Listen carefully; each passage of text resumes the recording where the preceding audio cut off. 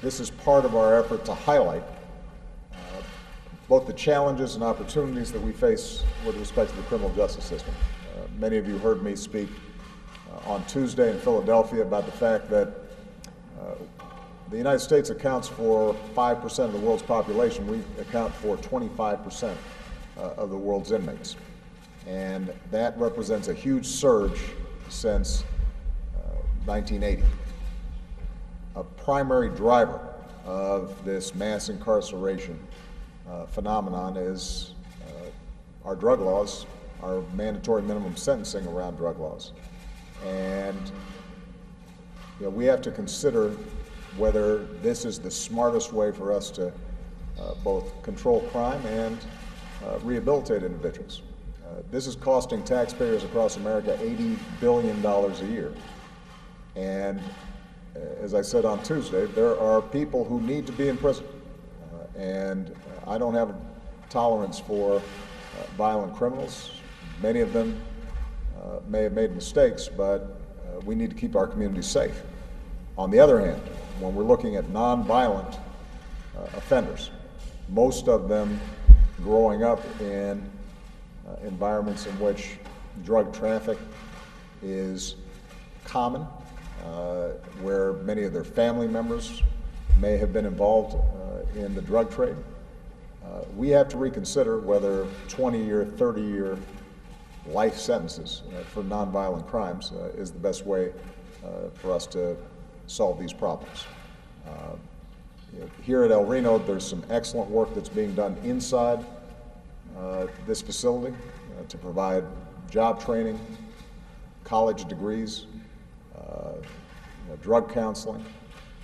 The question is not only how do we make sure that we sustain those programs here in the prison, but how do we make sure that those same kind of institutional supports are there for kids and teenagers before they get into the criminal justice system. My hope is that if we can keep on looking at the evidence, keep on looking at the facts, figure out what works, that we can start making a change, that will save taxpayers money, keep our streets safe, and perhaps most importantly, keep families intact and break this cycle in which young people, particularly young people of color, are so prone to end up in a criminal justice system that makes it harder for them to ever get a job and ever be effective,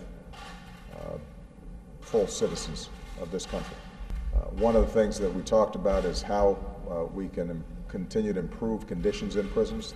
This is a outstanding institution within the system, and yet they've got enormous overcrowding issues.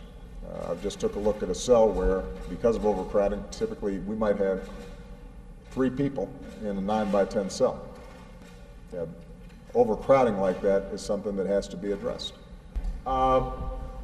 Visiting with these 6 individuals, I've said this before, when they describe their youth and their childhood, these are young people who made mistakes that aren't that different than the mistakes I made and the mistakes that a lot of you guys made. The difference is they did not have the kinds of support structures, the second chances, the resources that would allow them to survive those mistakes. And I think we have a tendency sometimes to almost take for granted or think it's normal that so many young people end up in our criminal justice system. It's not normal. It's not what happens in other countries. What is normal is teenagers doing stupid things. What is normal is young people making mistakes. And we've got to be able to distinguish between dangerous individuals who need to be incapacitated and incarcerated versus young people who are in an environment in which they are adapting, but if given different opportunities, a different vision of life, could be thriving the way we are. That's what strikes me. There but for the grace of God. And that, I think, is something that we all have to think about.